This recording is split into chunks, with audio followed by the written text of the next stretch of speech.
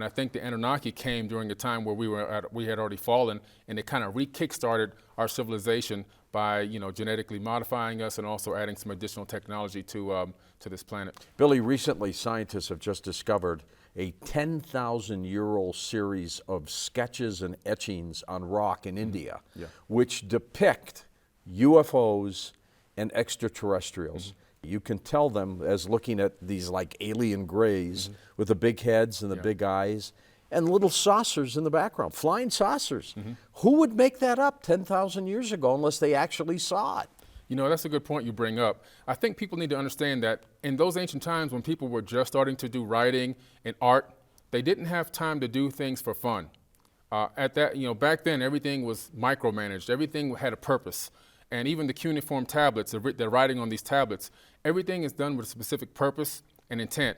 And I don't think that people were just sitting around going, let me draw some of these funny shaped UFOs and some gray aliens. I mean, they really drew what they've seen and what they've learned.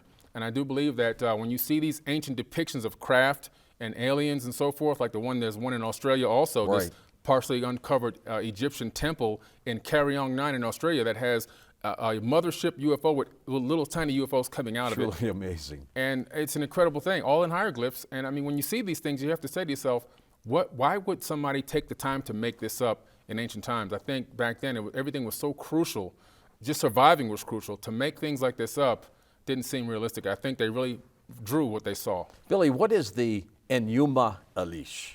The Enuma Elish are 7 tablets of cuneiform writing that were date back over 7,000 years, and they're located at the British Museum. These cuneiform tablets actually talk about the creation of our solar system as we know it right now, including how Earth was created and how we acquired our moon. It's an amazing story, and it's hard to understand for the average person who starts reading it because it almost sounds like it's people battling in the sky.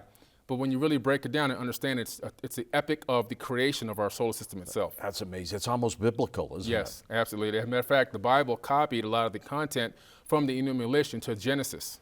At the British Museum, there's a fellow called Irving Finkel, and he talks a little about this.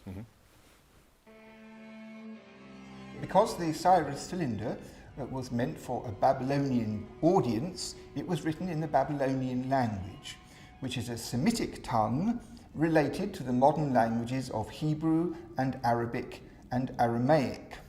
The writing system which Cyrus's officials used was the traditional cuneiform script, which had been invented in ancient Iraq well before 3000 BC. It is written by pressing a stylus, something a bit like a chopstick, into the surface of the clay, which is nearly dry, and the signs which convey the sound of the language consist of different arrangements of these strokes. They're written one by one, and the reader has to join them up, and the sound emerges from the clay. Billy, how in the world do they interpret that? It's so amazing. I mean, really, is. The thing that's so beautiful about it is, at the time, many people were copying this Sumerian language over into their own languages. So we had kind of a key to understand what the Sumerian text was saying. Luckily, because many people, the Sumerians almost seem to have branched out and kickstarted so many civilizations outside of themselves. And because of that, everybody translating, from the Sumerian into their own languages gave us a key to understand what those cuneiform texts were saying. Has Zecharia Sitchin, the late Zecharia Sitchin, who wrote his books called The 12th Planet, has he investigated those? Absolutely. He has investigated the 7 tablets of creation and the Enuma Elish, and he has written about them and added them into his books, almost virtually word for word. And I'm glad you bring up Sitchin because so many people had tried to put him down at the end of his career. Yes. But in my personal opinion, he was one of the greatest researchers in the history of this planet. And his work, to me, was second to none. Now that I've looked into other authors that have translated these texts, and I myself have now gone and translated these texts, especially the Enuma Elish, I come to the understanding that all of the stories are fundamentally the same with a couple of different things here and there. And what is that conclusion? Tell us what you think happened many years ago. The conclusion that I personally have come to is that there were beings, advanced beings that are our progenitors, that came to this planet in ancient times to strip mine this planet for resources, but not only Earth, the moon, Mars, and a couple of other moons of Jupiter as well. And they came to get these resources, and during that time frame, They lived here and mined this planet themselves for about 250,000 years. And then at one point, the working class became very agitated from the workload and decided that they were going to revolt against the leaders, which were Enki and Enlil.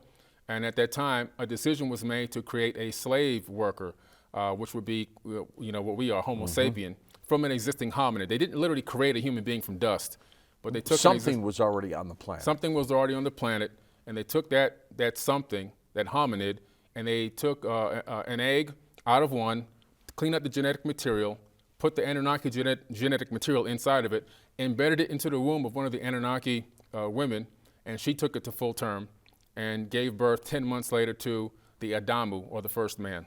It sounds like Adam and Eve. Absolutely.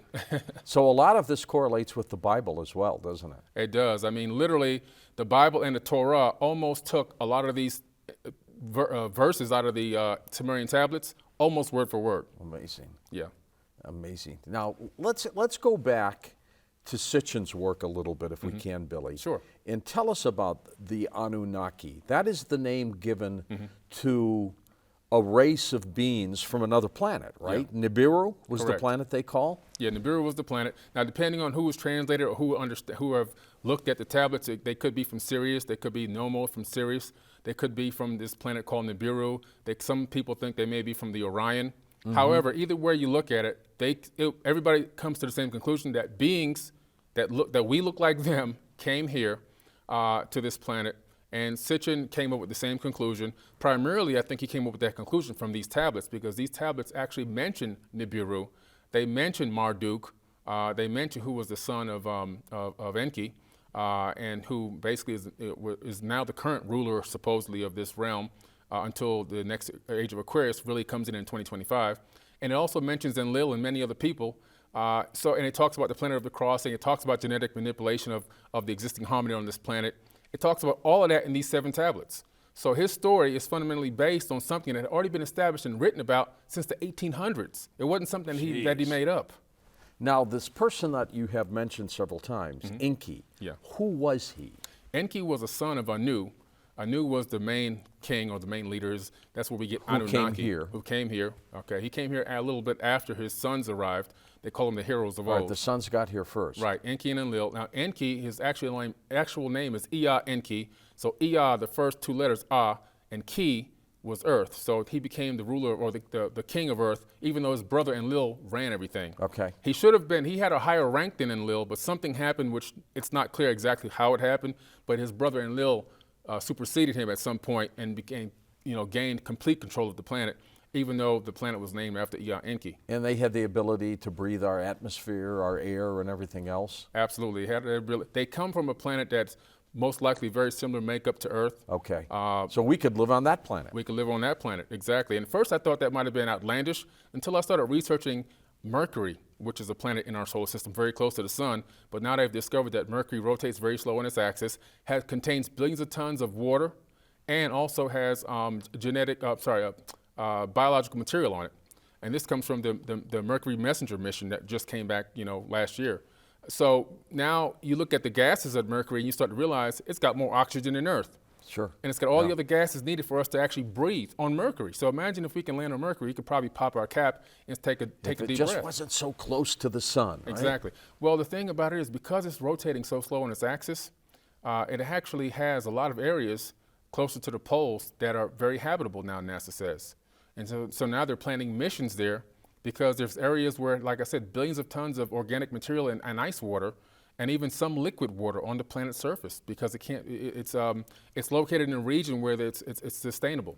So it's very interesting. So when I saw that, I said, you know what? It's possible now in my mind for another being to come here from a planet that could have very similar gases. Maybe they have a little bit more krypton and carbon, or maybe have a little bit more oxygen or less oxygen, but overall, they were able to sustain and breathe here. And we already have the instruments here on this planet to decipher what kind of elements are on other planets a long, long way away.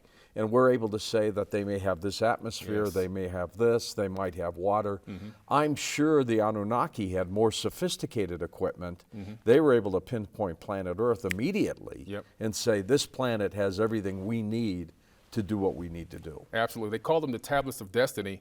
And on this tablet of destiny, they had these, they call them crystal screens. Well, kind of like, in my mind, I think like an iPad in a way. Right. But on this screen, they would, the first person, Alalu, scanned the Earth, and so that based on the light, the information from the light of the planet, you can get information like spectrometry. You can get the oxygen levels, everything you just said. You can get what's in the atmosphere and everything else, the temperatures. And also, they found the gold as well before they even arrived here. So you're right, the technology will allow somebody to scan a planet, and now we can scan planets 30, 40, 50 million light years away and analyze the light coming from that planet and break it down and tell you exactly what chemicals exist there.